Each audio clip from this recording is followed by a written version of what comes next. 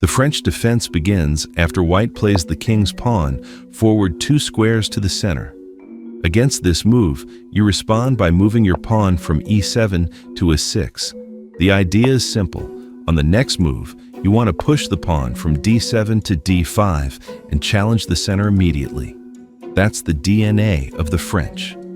If white doesn't play the king's pawn first, then it's not really the French anymore. But once you see e4 on the board and you play e6 followed by d5, now you're in business. After pawn from d2 goes to d4 and you answer with pawn from d7 to d5, white has choices. They can push forward, they can capture, or they can defend. Let's start with the most aggressive one, the advance variation, where white pushes the pawn from e4 to e5, grabbing space and trying to squeeze you.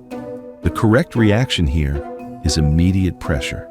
You strike back by pushing your pawn from c6 to c5. You're attacking the center at its base. In the Counterattack, your light-squared bishop gets outside before the pawn move. But in the French, that bishop is temporarily locked behind your pawn chain. This is the famous bad French bishop. It's not active yet, but that's fine. Your job is not to make it beautiful.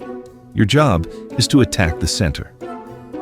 Very often, white supports their pawn chain by moving the pawn from c2 to c3. Now you increase the pressure.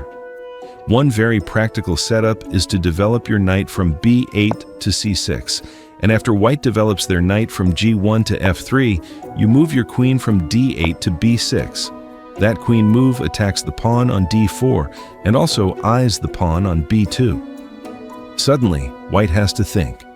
There is a tricky move here where white develops the bishop from f1 to d3, pretending that the pawn on d4 is hanging. If you capture too quickly, you can get hit by bishop moving to b5, giving check and forcing your queen to move awkwardly. So instead of being greedy, you continue development calmly. A move like bishop from c8 to d7 is useful, or bishop from f8 to e7. You don't rush. The French is about pressure, not panic.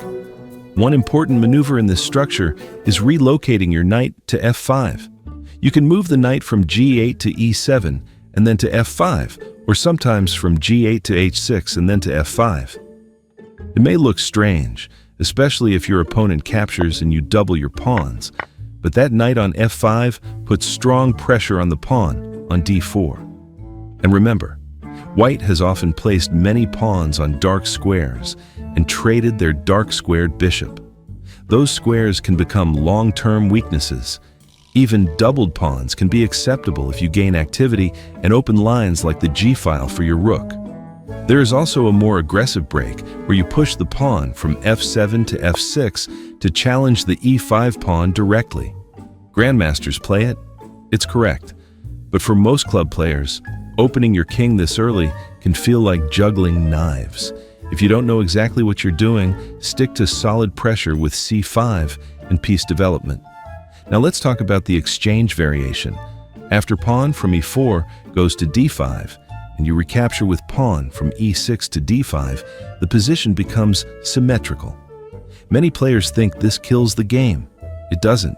You can play it calmly with short castling and natural development, or you can make it sharp by castling long.